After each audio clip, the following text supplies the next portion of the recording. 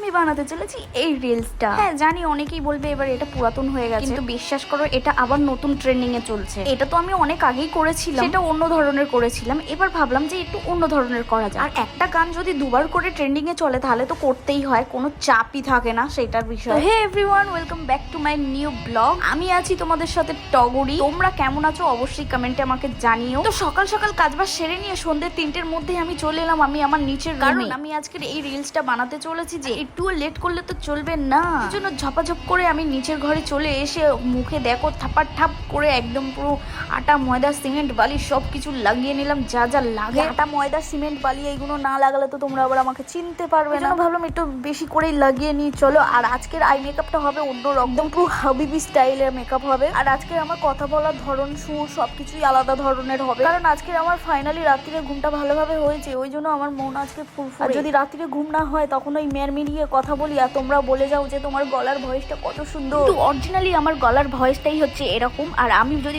যখন যার সাথে ভদ্রভাবে কথা বলি তখন আমার গলার ভয়েসটা একটু মেরমেরিয়ে হয়ে যায়, কারণ ভদ্রতা দেখাতে হবে।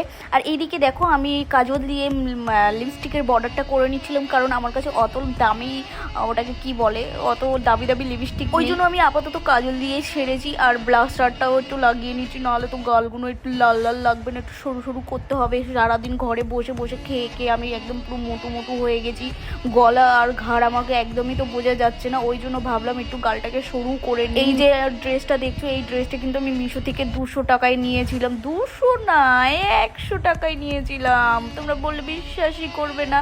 তো তাড়াতাড়ি করে আমি ওই জন্য এই মাথার হেয়ার ব্যান্ডটা কি বলে হাবিবি স্টাইলে ওইটাকে বেঁধে নিচ্ছি। আর বাঁধতেও তো পারছিলাম না, ওই জন্য ইন্টারনেট দেখে নিয়েছিলাম। আমি অতটাও জ্ঞানীগুণী লোক না যে সব কিছু পারবো, আমি সব কিছু ইউটিউব থেকেই দেখে। কারা আছো এমন বলো তো যে যেটা পারবে না সেটা সবাই ইউটিউব থেকে দেখে নাও। আমি এমনকি রান্নাগুলোকেই ইউটিউব থেকে দেখে নিই। আর আমার বর বলে কি সুন্দর রান্না হয়েছে তোমার গো বউ, কিন্তু এটা জানি না পাগল যে আমি সব ইউটিউব থেকে দেখে দেখে রান্না করি। তোমরা কারা বলো তো, তোমরা যারা নতুন রাঁধুনি কিংবা নতুন ঘরের হাউস ওয়াইফ তারা কি করো, ইউটিউব দেখে রান্না করো? আমি যদি ডালও রান্না করতে যাই তাও আমি ইউটিউব দেখে রান্না করি, জানো কি তোমরা? এবার অনেক তো বকে ফেলেছি, একটু চলো এবার তোমাদের কমেন্ট গুলো একটু পড়ি মিষ্টি মিষ্টি। ফার্স্টেই দেখো একটা দিদিভাই কত সুন্দর আমাকে একটা ফুলের ভালোবাসা দিয়ে গেছে, থ্যাংক ইউ সো মাচ দিদিভাই, এত সুন্দর একটা ফুলের ভালোবাসা দেওয়ার জন্য অনেক অনেক ধন্যবাদ। দেখো আরেকটা দিদিভাই কি লিখেছে, আমি ভালো করে জানি এই ট্রানজাকশন ভিডিওগুলো করতে তোমার কতটা কষ্ট হয়, তুমি এগিয়ে যাও আমি পাশে রই। তো এই দিদিভাইটাকে বলবো অসংখ্য অসংখ্য ধন্যবাদ এত সুন্দর একটা কমেন্ট করার জন্য। আর সত্যি খুবই কষ্ট হয়, প্রায় 4-5 ঘন্টা ধরে